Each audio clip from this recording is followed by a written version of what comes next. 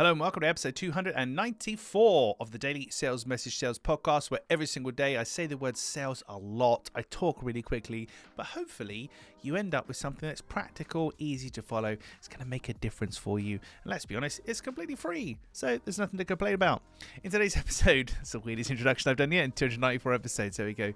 In today's episode, we're talking about syllables are expensive. Syllables are expensive. And what I mean by this is when you're communicating offering, this is very much a clear sales message consideration. When you're explaining your offering, when you're naming something, when you're writing anything, sounds really obvious, but very few people do it. Pick words with the lowest syllable count possible. Why? Why do we need the lowest syllable count possible? Well, it makes it easier for people to read it. In the UK, where I'm based in particular, the average reading age is 9 years of age. That's an average. So there's people above that and below that, and there's no judgment here at all, but that's just fact. So people have generally a low reading age. So the reading age is worked out by number of words, number of syllables, density of sentences, etc. It's called the Flesch-Kincaid reading score. There's an actual kind of piece of kit that will score how well, the reading age of what you're writing. But for me, the easy marker here is the syllables. Could we swap out the words we're using for words with fewer syllables?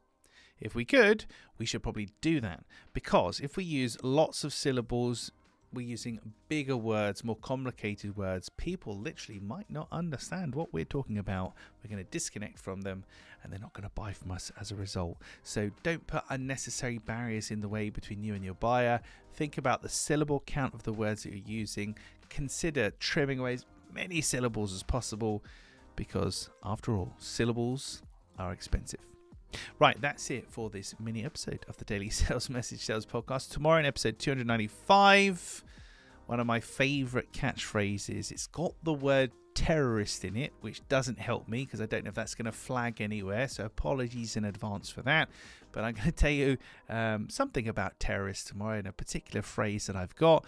Come on back and tune in for that. In the meantime, if you haven't already, please hop on over to LinkedIn and connect with me there. Shoot me a message. Let me know what you like about the podcast. Ask me if you'd like me to cover anything in a future episode. Thank you for listening or watching all the way to the end. I do appreciate it. I'll catch you tomorrow for a terrorist-based edition, so random, of the Daily Sales Message Podcast.